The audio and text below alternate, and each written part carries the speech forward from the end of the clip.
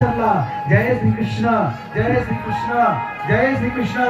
मुखातला सारखा जप बंद नाही बाई, रात्र दिवस बंद नाही. त्याची पत्नी म्हणली झोपा हे दिवी, झोपल्यानंतर श्वासकण बंद पडन सांगता येत नाही. श्रीकृष्ण जप कोणी करायचा.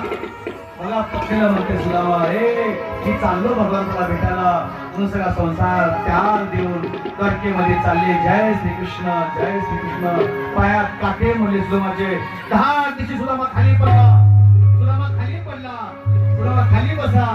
काय करायचं राम राम राम. सुदामा खाली पडले. माझ्या मायो काटे म्हणले दगड लागले, ठेच लागली. सुदामा खाली पडला पण जप बंद नाही. जय श्रीकृष्ण, जय श्रीकृष्ण, जय श्रीकृष्ण, जय श्रीकृष्ण. वाणीतून जप बंद नाही, जपामध्ये नाही. सगळे देवता बघत होते. देवता दर्शन घ्यायचे सौभाग्यवान आहे सुदामा. आणि द्वारकाधीश म्हणतात माझ्या मायो माझा मित्र माझ्याकडे कसा येईल. आणि सुदामा म्हणतो द्वारकाधीश माझी कशी आठवण काढा ना मायो. सुदामा उठून उभा राहिला. एवढे मावशी सुदामा उठून उभा राहिला. जय श्रीकृष्ण, जय श्रीकृष्ण. जप बंद नाही माझ्या मायो, जप बंद नाही.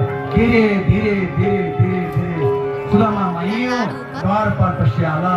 सुदामा जय श्रीकृष्ण, जय श्रीकृष्ण म्हणून करत करत द्वारपाल ताईत होते. द्वारपाल म्हटले कोण आलाय ब्राह्मण. गळ्यामध्ये जानवर शिंदी ब्राह्मण, धोती पायात चप्पल नाही. कोण आलाय ब्राह्मण. मला दर्शन घ्यायचंय. द्वारकाधीश घरी आहे. सुदामाने हात धरला. आता काय ऐकू येत आहे काय सांगू नये. प्रणाम केला. हा शबास प्रणाम केला. हा द्वारकेला वाह क्या बात. द्वारकेला भेटायला जायचं द्वारकाधीशला.